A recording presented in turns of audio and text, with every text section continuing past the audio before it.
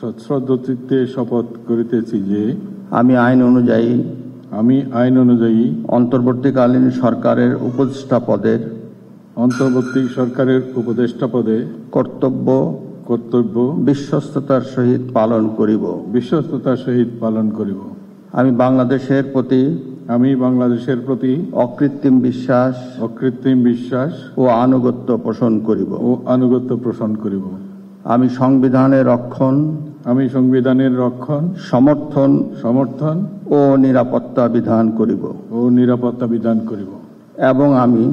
এবং আমি ভীতি বা অনুগ্রহ অনুরাগ বা বিরাগের বশবর্তী না হইয়া সকলের প্রতি আইন অনুযায়ী যথাবিহিত আচরণ করিব। এবার মাননীয় উপদেষ্টাকে গোপনতা শপথ পাঠ করার জন্য মহামান্য রাষ্ট্রপতিকে বিনীত অনুরোধ জানাচ্ছি। আমি ফারুক আজম সশ্রদ্ধ চিত্তে শপথ করিতেছি যে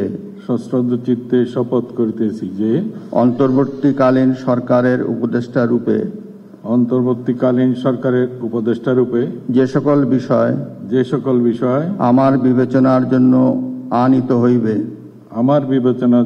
আনিত হইবে বা যে সকল বিষয় আমি অবগত হইব তাহা উপদেষ্টা রূপে যথাযথভাবে আমার কর্তব্য পালনের প্রয়োজন ব্যতীত প্রত্যক্ষ বা পরোক্ষভাবে কোনো ব্যক্তিকে জ্ঞাপন করিব না বা কোনো ব্যক্তির নিকট প্রকাশ করিব না।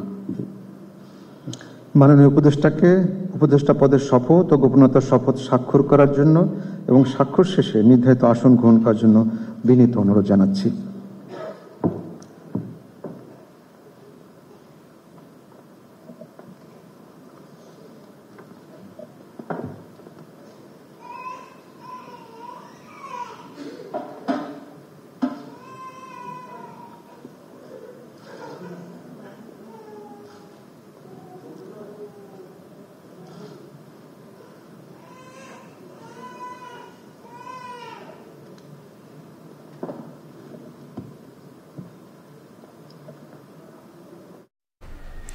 অন্তর্বর্তী সরকারের আরও এক উপদেষ্টা ফারুক আজমকে শপথ বাক্য পাঠ করালেন রাষ্ট্রপতি।